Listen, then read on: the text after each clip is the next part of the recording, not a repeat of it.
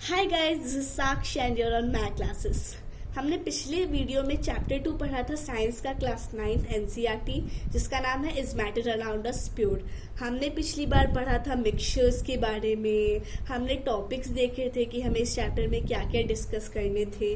हमने मिक्सचर्स की प्रॉपर्टी सीखी थी, उसके टाइप्स देखे थे। और आज की वीडियो जो हम शुरू करने वाले हैं जिस टॉपिक से, उसका नाम है एलिमेंट्स। हमने पढ़ा था मैटर 2 टाइप्स होता है, प्योर एंड इम्प्योर। और प्योर के हमने 2 टाइप्स पढ़े थे, एलिमेंट्स एंड कंपाउंड्स। तो आज की वीडियो हम एलिमेंट्स से स्टार्ट करेंगे। Robert Boyle was the first scientist who used the term element in 1661। Robert Boyle वो पहले साइंटिस्ट थे जिन्होंने एलिमेंट टर्म का यूज किया था, वो भी 1661 में। Antoine Laurent Lavoisier, a French chemist, was first to give a useful definition of element।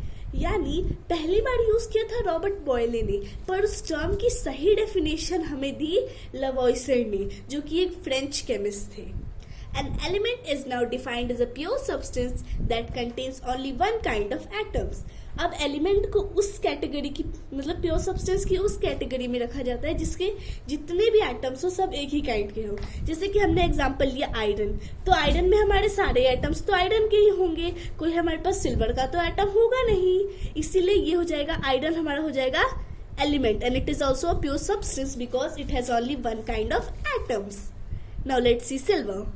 Silver में जितने भी एटम्स होंगे वो सारे सिल्वर के ही होंगे।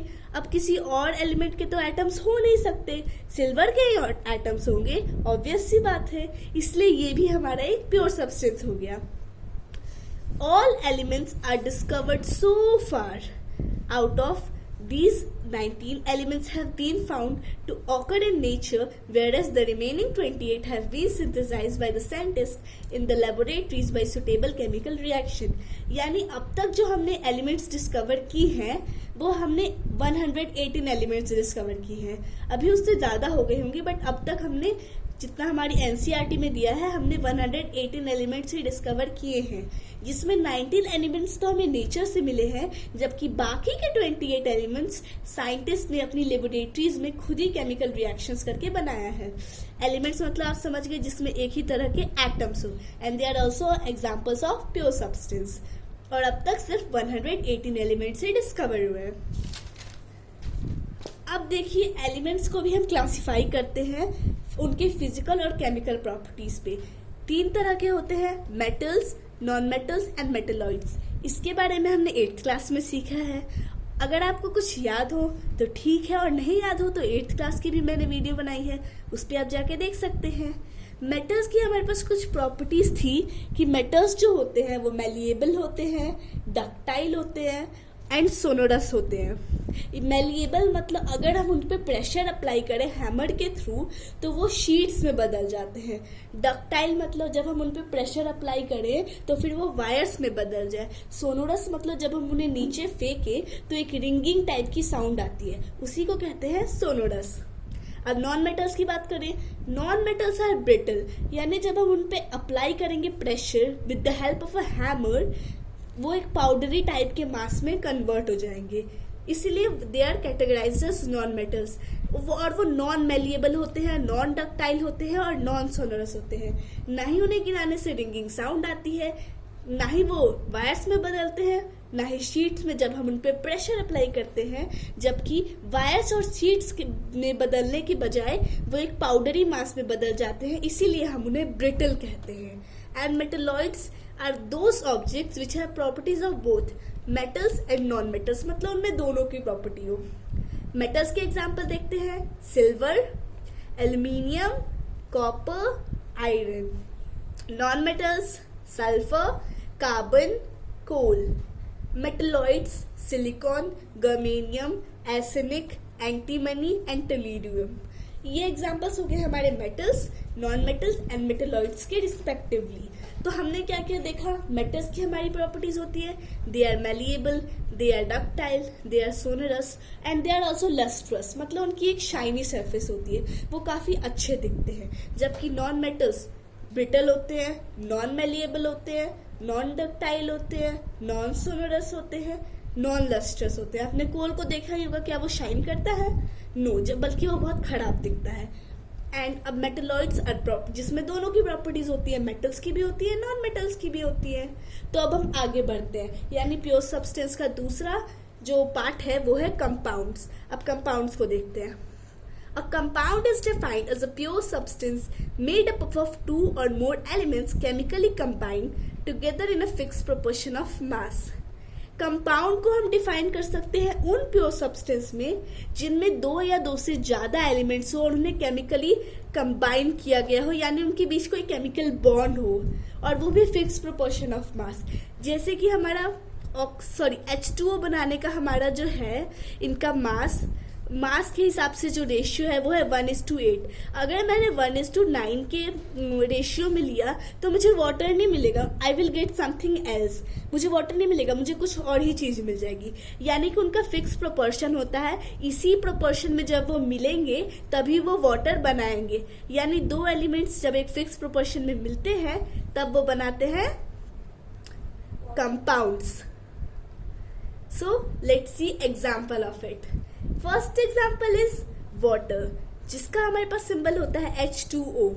अब हम एटॉमिक मास इसके बारे में भी पढ़ेंगे, बट अभी हम देख लेते हैं। हाइड्रोजन का एटॉमिक मास होता है 1 एंड ऑक्सीजन का होता है 16।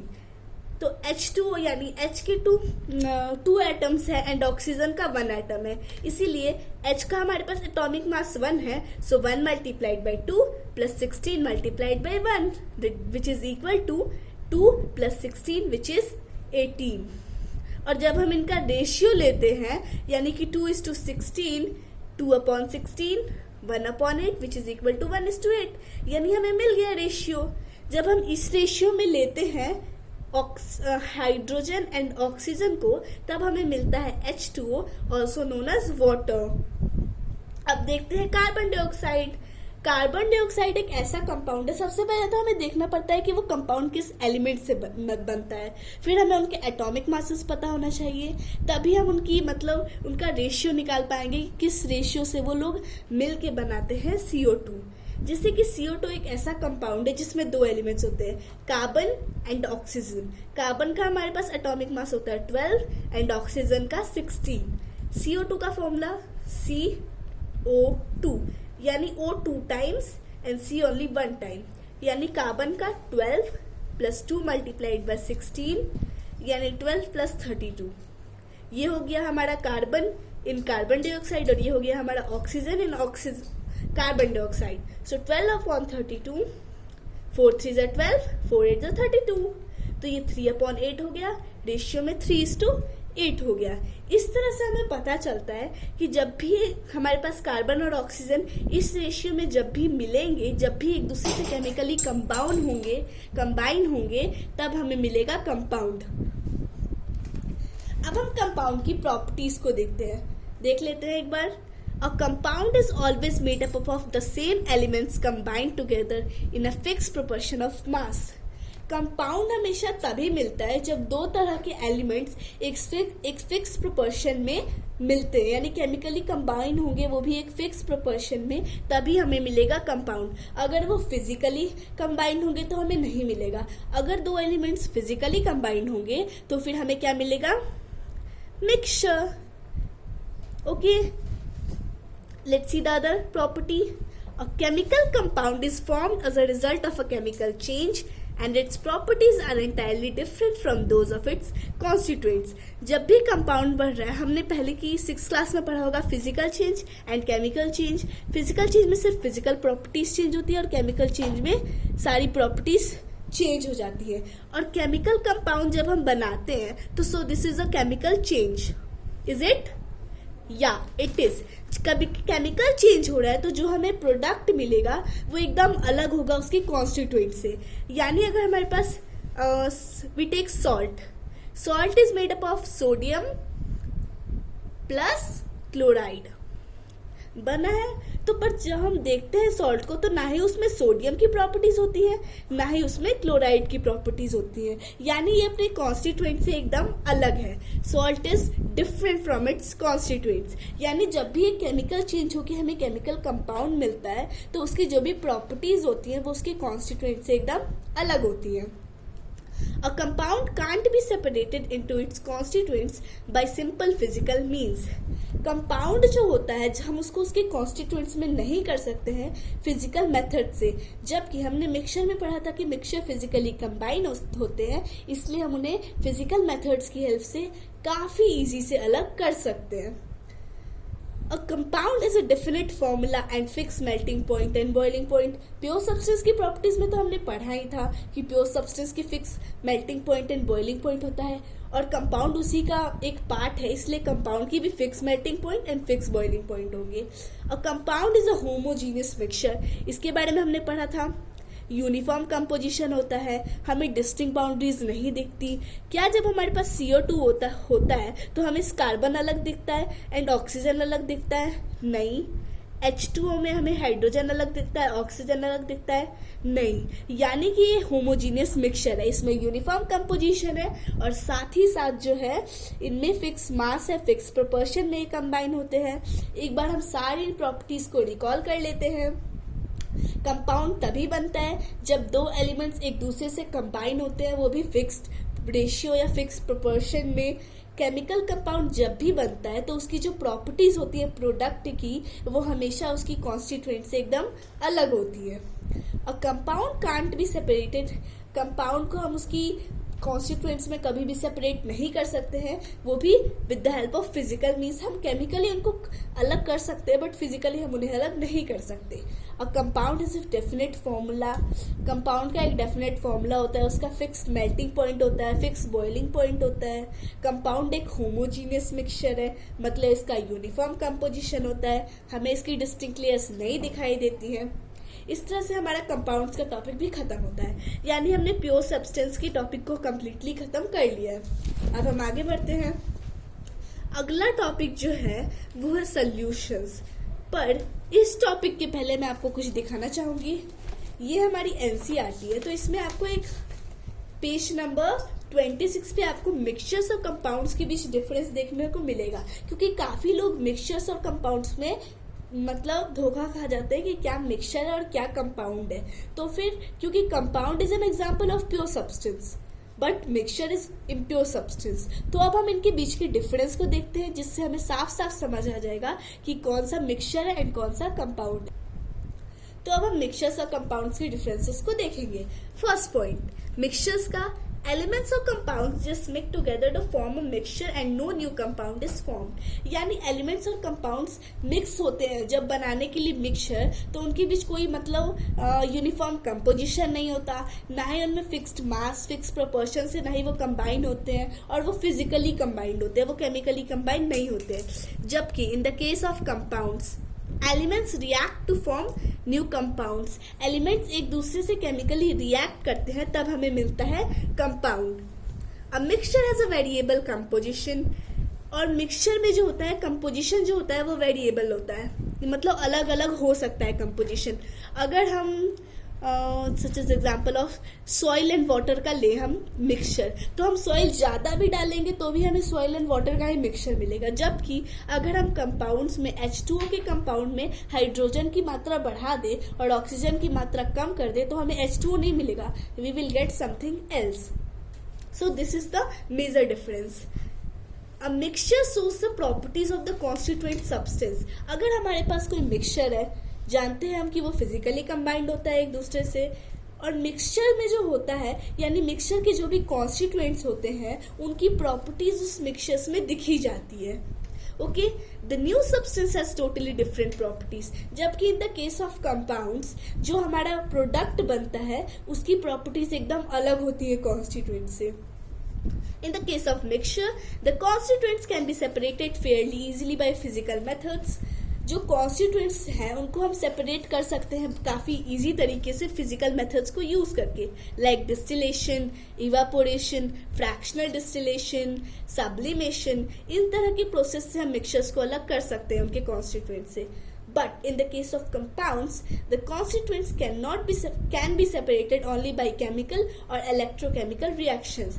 जबकि अगर हमारे पास कंपाउंड है और हमें उसके कॉन्स्टिट्यूएंट्स को अलग करना है तो या फिर हमें केमिकल रिएक्शन से अलग कर सकते हैं या फिर electrochemical reactions. So these are the major differences between mixtures और compounds. So let's see the next topic which is solution.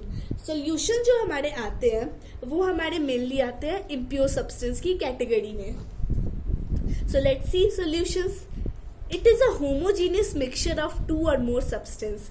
Solution जो होता है ये एक होमोजीनियस मिक्सचर है 2 या 2 से ज्यादा सब्सटेंस का. The components can be of mixtures can be 2, 3, 4 और मेनी. और जो इसके मिक्सचर के कंपोनेंट्स हैं वो 2 हो सकते हैं, 3 हो सकते हैं, 4 हो सकते हैं या फिर उससे बहुत ज़्यादा हो सकते हैं. कितने भी हो सकते हैं सॉल्यूशंस में हमारे पास जितने भी कंपोनेंट्स हो. जैसे कि हम लाइम वाटर लेते हैं. This is my jar. इसमें मैंने वाटर डाला विच इज H2O और इधर से मैं लाइम डाल रही हूँ. लाइम वाटर यानी इसमें हमारे कितने कंपोनेंट्स हैं 2. अगर इसमें मैं शुगर भी डाल लूँ तो 3 कंपोनेंट्स और कुछ मैं इसमें ऐड कर लूँ तो फिर हमें इससे ज़्यादा कंपोनेंट्स मिल सकते हैं. But the common type of mixtures are binary solution. मतलब हमारे पास जो मेन कॉमनली जो मिक्सचर होता है वो है binary solution. The solution with 2 components. Binary solution वो सोल्यूशन है जिसमें सिर्फ 2 कंपोनेंट्स होते हैं, सॉल्यूट एंड सॉल्वेंट. यहाँ पे लिखा भी है that is solute and solvent. Solute वो कंपोनेंट होता है जो कि स्मॉल अमाउंट में है एंड सॉल्वेंट वो होता है जो कि लार्ज अमाउंट में है. यानी जो चीज हमारे पास कम है वो होगी हमारी सॉल्यूट एंड जो ज्यादा है वो होगी हमारी सॉल्वेंट. जैसे कि हमारे पास सॉल्टी वाटर एग्जाम्पल है. इसमें हमारा सॉल्वेंट यानी ज्यादा मात्रा में तो हमारा वाटर है इसलिए हमारा सॉल्वेंट हो गया वाटर, जबकि कम मात्रा में कुछ है तो वह है सॉल्ट. तो ये हो गया हमारा सॉल्यूट. अब हम यहाँ पे हमारी आज की वीडियो तो खत्म हो जाती है पर आगे की वीडियो में हम प्रॉपर्टीज पढ़ेंगे सॉल्यूशंस की. आगे के कुछ टॉपिक्स कवर करेंगे जैसे कि aqueous solutions, non aqueous solutions, miscible solutions, immiscible solutions. इस तरह से ये हमारा पार्ट 2 यहाँ पे खत्म होता है. अगर आपको ये वीडियो अच्छी लगी हो तो वीडियो को लाइक करें और नोट्स की चिंता बिल्कुल ना करें, वो मैं आपको डिस्क्रिप्शन बॉक्स में दे देती हूँ. और अगर आपको मेरी लेटेस्ट वीडियोस चाहिए तो आप मेरा चैनल सब्सक्राइब करें और उसके बाजू में जो बेल आइकन है उसे भी टैप करें. Thanks for watching.